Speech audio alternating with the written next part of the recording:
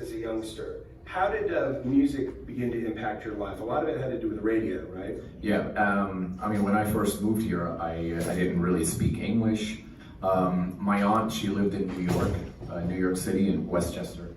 And so that was my first of all, when I was in Germany, we had a big mixtape culture. So when a mixtape would come, pretty soon it would spread through the whole neighborhood. So I was like a mixtape junkie. I would just search out who has the latest mixtapes, and that started my my interest in music. And when I got to the U.S., I stayed in my room and just listened to the radio stations that we were getting these mixtapes from. You know, WBLS, 98.7 KISS, KTU, like all these stations that were in New York City at the time.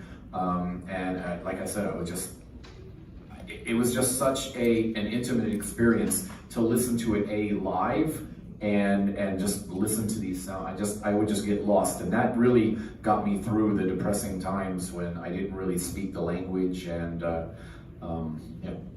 And who were some of the DJs you were listening to? Because they're pretty famous guys. Yeah, like Tony Humphries and obviously Shep Pettibone. I remember those old Shep Pettibone, Latin Rascals. Like, I'm dating myself here, but this is really, some of Mr. Magic. I mean, I'm really dating myself here, but I was really young. I got into music when I was very, very young, and yeah, it got me through everything. So how did you transition into actually being a DJ? There's some interesting stories. We've had these conversations before, but I would love for you to share a couple of them. In Boston, you kind of got started doing your own parties, didn't you? Well, okay, so what happened was I got into the breakdance scene, and I would go down to Times Square and join the breakdance circle and do things like that. I moved to Boston and got into a breakdance group there. And I used to make the mixtapes for our breakdance contests, pause button, cassettes and all that. And then I remember one time we said, okay, you know what, we've got a pretty good name, let's make our own party. So we found this Holiday Inn with a banquet hall, probably the size of this. And we rented it out, got the equipment, and we promoted it for like a month. And it was like me and two other guys, and just like I said, we promoted it, and then the night of the show, we couldn't believe it. It was packed. And the other two guys got cold feet. And I remember, so back up a little bit, but during that month we would practice in one of the other guys' basement on the equipment. And I remember the night of the show came, everybody got cold feet, and I said, listen guys, I'll start, and when you're ready, just jump in. And I just remember the first time I let the record go, is this feeling, I can remember it to this day. It was this feeling like, this is it. It feels so right, And I wound up DJing the whole night. They I don't know, they disappeared. They got cold feet, and you're still spinning to this day. Yeah. So talk a little bit about the Boston scene. A lot of cities get a lot of credit for having great dance music scenes.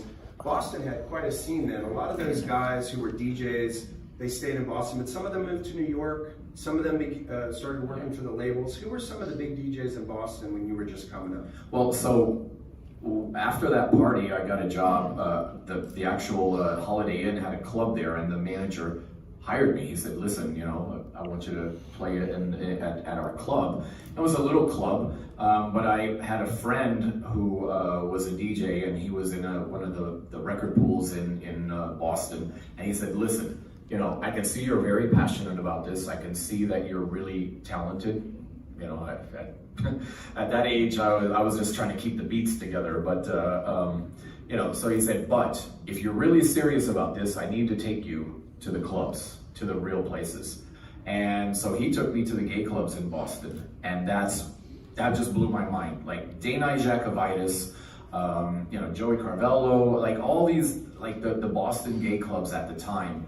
Like the music, I can't even describe it. It was just like this Italian, and in my memories, it's probably more grand than it actually was. But the memories, it was just electronic music, but you know, like Pianos. Man Parrish, Patrick Cowley, you know, Mantronics. all that stuff. It was just amazing, and I remember being in this gay club in Boston, the place is going crazy, the most wild music, and I remember on the right of me was Sonny Joe White, who was the program director of Kiss 108 at the time, and like wow, this is Sonny Joe White, and on the left of me was a young kid named Hosh Gorelli, who Went turned on up to do some things at Arista Records. Exactly. It's like, so we were just, I think I was like 16, 17 years old at the time.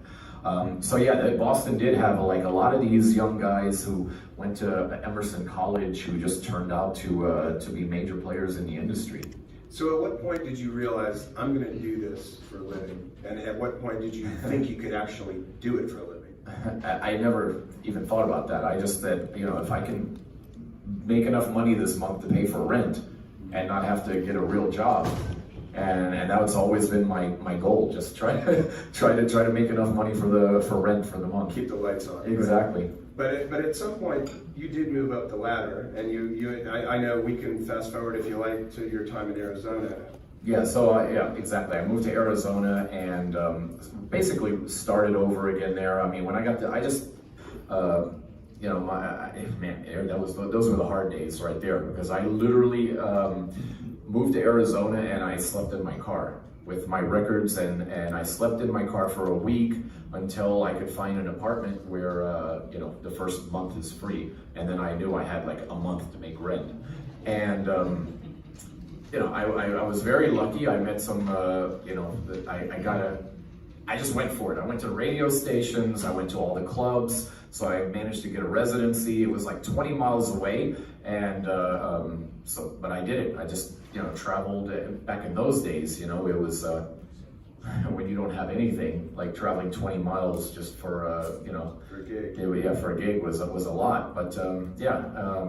But Arizona didn't exactly have the same infrastructure No. of dance music like It was not as like, it didn't have that culture. It didn't have the gay culture. It didn't have the music industry culture.